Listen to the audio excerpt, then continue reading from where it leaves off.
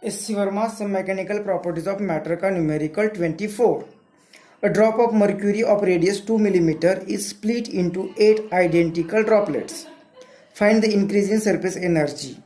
Surface tension of mercury is equal to 0.465 joule per metre square.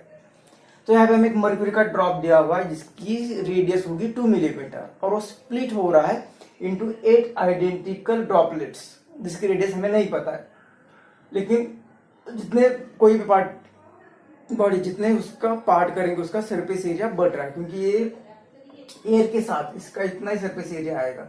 लेकिन अगर इसे cut करेंगे, हम इसे कट करेंगे तो वो सरफेस एरिया इस दोनों साइड भी बढ़ेगी. इस तरह से जितना हम पार्ट करेंगे तो उसका सरफेस एरिया बढ़ रहा है.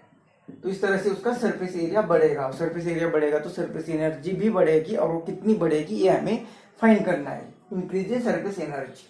और लास्ट न्यूमेरिकल में हमने देखा था कि T is equal to surface tension की surface energy per unit area, या DE इज इक्वल टू लिखा था T इंटू DA.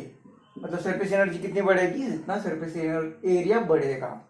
वैसे में इक्वेशन हमने लास्ट 23 न्यूमेरिकल में डिस्कस किया है, और वैसे इस यूनिट से ही सरफेस टेंशन T दिया है हमें कितना, joule per metre square. Joule मतलब एनर्जी और मीटर स्क्वायर मतलब एरिया, मतलब एनर्जी पर यूनिट एरिया.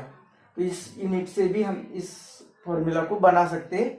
तो यहाँ से increase energy is equal to surface tension into increase in area. Area कितना बड़ा है, तो पहले इनिशियली सपोज एक कुछ एरिया होगा इसका सरफेस एरिया A1, और बाद में जो सरफेस एरिया होगा फाइनल, तो वो सभी का 8 ड्रॉपलेट्स का मिलाकर जो एरिया होगा, लेट से वो A2. तो A2 में से A1 माइनस करेंगे तो वो होगा इंक्रीज इन एरिया. मतलब ये T into increase in area, मतलब ये फाइनल जो बना 8 ड्रॉपलेट्स का मिलाकर जो सरफेस एरिया बनेगा वो A2 माइनस A1. तो सरफेस एरिया तो T सरफेस एरिया, एक ड्रॉप का सरफेस एरिया होगा 4 पाई r स्क्वायर, और इस तरह से यहाँ पे 8 ड्रॉपलेट्स हो गए. तो 8 इंटू एक स्फीयर का, एक ड्रॉपलेट का सरफेस एरिया, इतना टोटल सरफेस एरिया होगा 8 ड्रॉपलेट्स का, माइनस ये बड़ा जो एक इनिशियली जो सरफेस एरिया होगा वो होगा 4 पाई, और इसकी रेडियस हमने कैपिटल R कही. ये DE is equal to T, और ये 4 पाई कॉमन ले ले तो ये रहेगा 8, ये रहेगा 8, और ये R स्क्वायर माइनस 4 पाई को कॉमन ले लिया. अब यहाँ पे इस वैल्यू पुट करने तो हमें कैपिटल R की वैल्यू दी हुई है, मतलब बड़ा स्क्वायर होगा उसकी रेडियस दी हुई है. स्मॉल ड्रॉपलेट जो होगी उनकी रेडियस नहीं दी हुई है, वो नहीं पता है, तो वो फाइंड करनी पड़ेगी. तो कैसे फाइंड करेंगे, तो ये जो ड्रॉप है वही स्प्लिट होके उसके 8 ड्रॉपलेट्स बन रहे हैं. मतलब इसका जो मटेरियल होगा वही यहाँ पे पूरा मटेरियल है, मतलब इसका जो वॉल्यूम होगा वही ये वॉल्यूम होगा. मतलब ये इनिशियल वॉल्यूम जो होगा वही फाइनल वॉल्यूम होगा.